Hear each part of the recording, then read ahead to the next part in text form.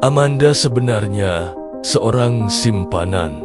Om tajir, semua barang mewah yang digunakannya ke sekolah adalah pemberian. Om itu yang membiayai segala keperluan Amanda dan ibunya, tetapi tidak dengan keperluan Dinda. Pada malam kematian ibunya, Amanda tidak mengetahui jika ibunya sudah meninggal. Dia diantar oleh pria paruh baya itu menggunakan mobil mewah ke rumahnya. Amanda seperti biasa nyelonong masuk ke dalam rumah dengan menjinjing tas mahal yang berisi ponsel dan dompetnya. Melihat kursi goyang ibu yang terbalik dan ibu yang terkapar, Amanda langsung menghampiri ibu dan mengeceknya.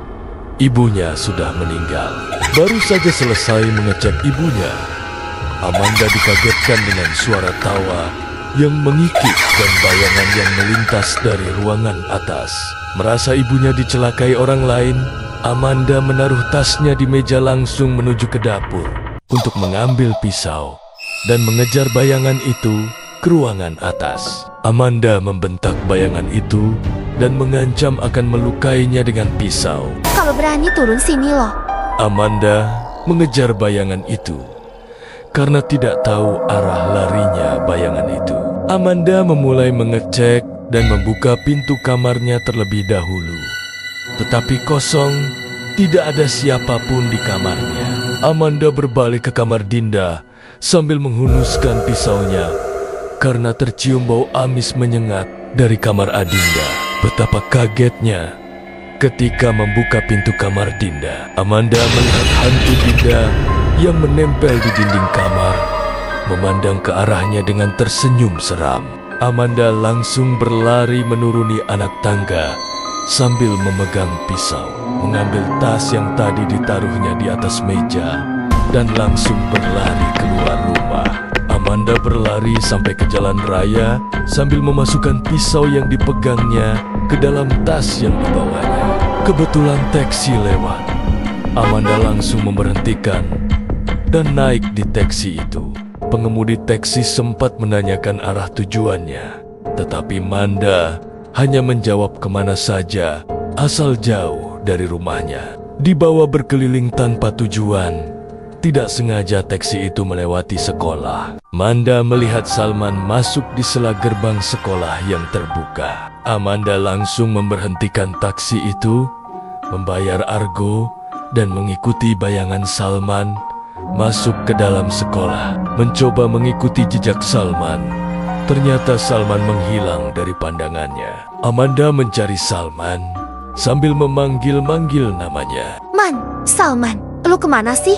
Amanda menuju ke arah gudang sekolah karena mendengar sesuatu di sana dan menganggap Salman ada di sana. Di depan pintu gudang, Amanda mendengar suara decitan kayu berulang-ulang dari arah langit-langit gudang. Amanda mengintip dari sela-sela pintu yang sedikit terbuka, seperti ada benda yang tergantung di langit-langit gudang. Dia penasaran dan membuka pintu itu.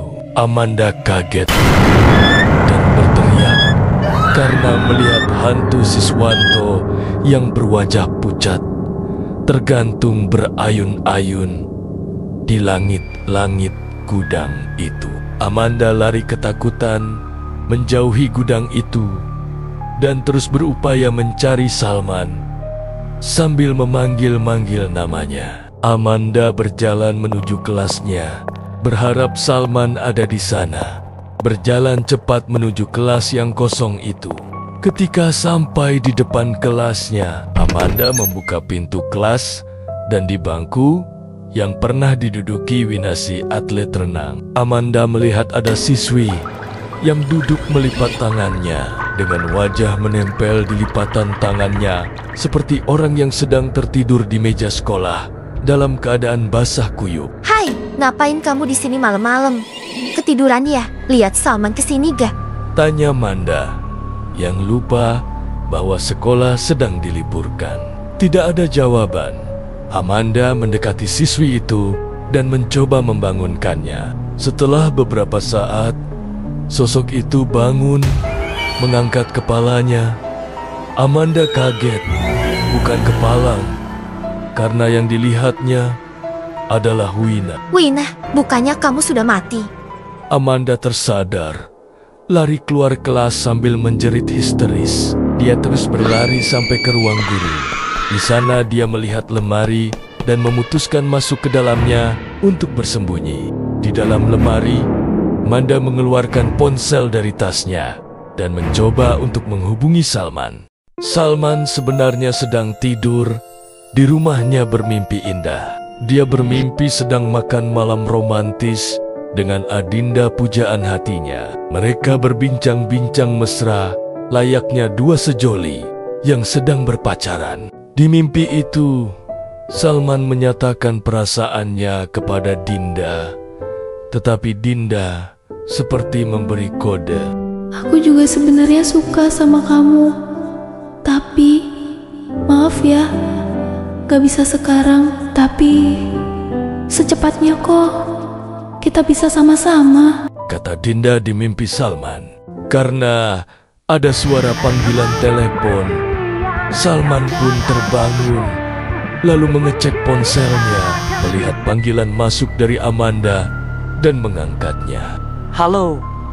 Amanda langsung menyambung obrolan dengan nada gemetar. Man, lu di mana sih? Gue tadi ngikutin lu ke sekolah, tapi kok gak ketemu? Salman kebingungan. Di sekolah apaan? Gue di rumah. Baru aja kebangun gara-gara ada telepon masuk nih. Amanda semakin takut. Jangan bercanda deh. Jelas-jelas tadi gue lihat lu masuk ke sekolah.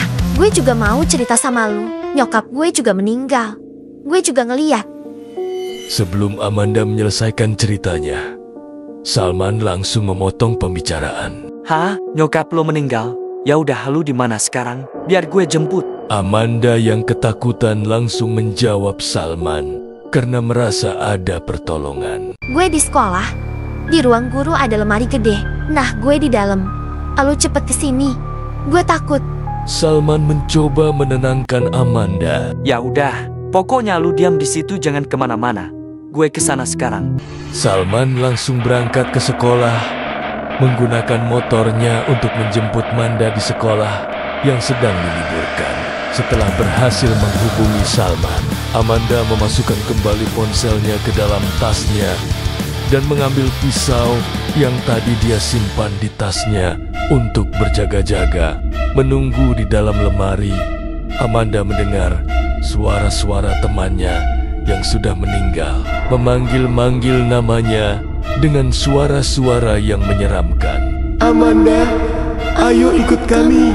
Amanda syok ketakutan luar biasa. Dia mencoba menutupi telinganya sambil memegang pisau dan sesekali menghunuskan pisau itu ke sana kemari. Karena suara-suara itu, sosok iblis perempuan yang menyeramkan pun muncul di dalam lemari sekelebat menakuti Amanda.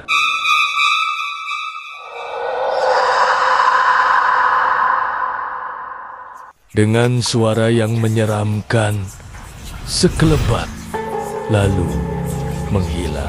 Akhirnya Salman sampai di sekolah. Dia menaruh motornya di luar dan berlari masuk ke dalam sekolah sambil memanggil-manggil nama Amanda. Sesuai petunjuk tadi, Salman langsung berlari ke ruang guru dan masuk ke dalam. Dia mencari dan langsung menemukan lemari yang dimaksud Amanda. Lalu Salman membuka lemari itu dan langsung berusaha mengeluarkan Amanda dari dalam lemari itu. Tapi naas, ketika ingin mengeluarkan Amanda dari dalam lemari, kewarasan Amanda sudah terganggu. Amanda melihat Salman seperti melihat sosok iblis perempuan bertanduk dengan wajah menyeramkan. Di pandangan Amanda, sosok itu seperti ingin mencekiknya. Amanda meronta dan langsung menusuk Salman dengan pisau yang dipegangnya, lalu berlari keluar sambil histeris. Salman tumbang di ruang guru. Dia mencoba merangkak keluar, tetapi badannya melemas dan hanya berhasil sampai depan pintu ruang guru. Salman bersandar di tembok sambil memegangi lukanya. Dalam keadaan kritis, tiba-tiba ada sesosok makhluk menghampirinya. Hantu Dinda yang cantik mendekatinya, lalu memandanginya dengan senyum. Dan Salman langsung mengalami flashback atau rekaman menjelang kematian. Ketika Siswanto menjegal kaki Dinda sampai terjatuh dan teman-temannya mentertawakan, Salman yang membantu Dinda bangkit dan membubarkan orang-orang yang menertawakan Dinda. Ketika Wina sedang memaksa Dinda memberikan contekan PR kepada Wina dan berlaku kasar kepada Dinda, kebetulan Salman lewat kelas Dinda dan melihat perlakuan Wina terhadap Dinda yang sangat mengintimidasi. Salman masuk ke kelas mereka demi membela Dinda, mengingatkan Wina dengan keras agar Wina berusaha mengerjakan PR-nya sendiri di rumah. Dan Salman mengingatkan dengan keras kepada Wina agar jangan berlaku kasar lagi terhadap Dinda. Ketika Umar memfitnah Dinda mencuri dompet temannya, Salman melihat Adinda menangis saat jam istirahat, lalu menghampiri dan menghiburnya. Salman menguatkan kembali mental Adinda dengan meyakini bukan Adinda pelakunya. Aku yakin bukan kamu pelakunya. Flashback pun berlalu. Hantu Dinda yang cantik dengan aroma yang harum mengulurkan tangannya kepada Salman, dan arwah Salman dibawa Dinda menuju cahaya. Sekelebat arwah mereka berdua menghilang, meninggalkan jasad Salman yang terkapar kehabisan darah di depan ruang guru.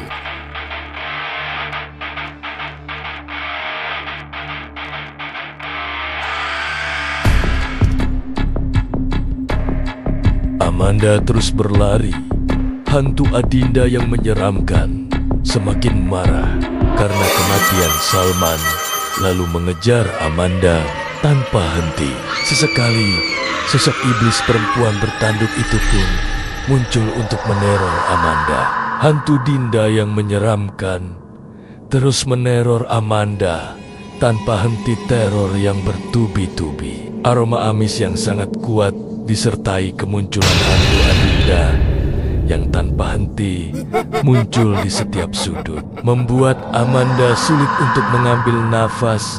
Walaupun sesekali hantu Adinda dan sosok iblis bertanduk mengejar Amanda, menambah rasa kengerian dan ketakutan. Amanda memuncak, menyebabkan Amanda terpojok dan harus naik ke rooftop. Ketika sampai di rooftop, Amanda tidak bisa kemana-mana lagi.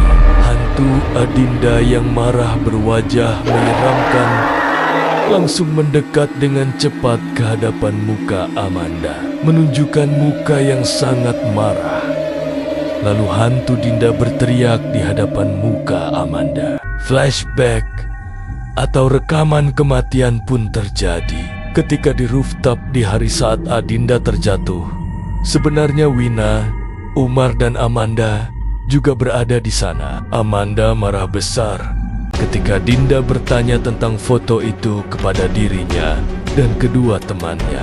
Amanda berusaha terus menyangkalnya. Dan ketika Adinda mengancam sembari akan beranjak dari situ untuk melaporkan kepada kepala sekolah bahwa mereka bertigalah yang harus bertanggung jawab untuk memulihkan nama baik Adinda. Dinda dihalang-halangi oleh mereka bertiga. Dinda berontak dan dihadang oleh tubuh Amanda. Amanda mendorong terus tubuh Dinda sambil memaki-maki Dinda. Jangan berani-berani, kamu ngomong macem-macem sama kepala sekolah ya? Amanda terus mengintimidasi agar jangan menuduhnya sembarangan sampai ke tepi.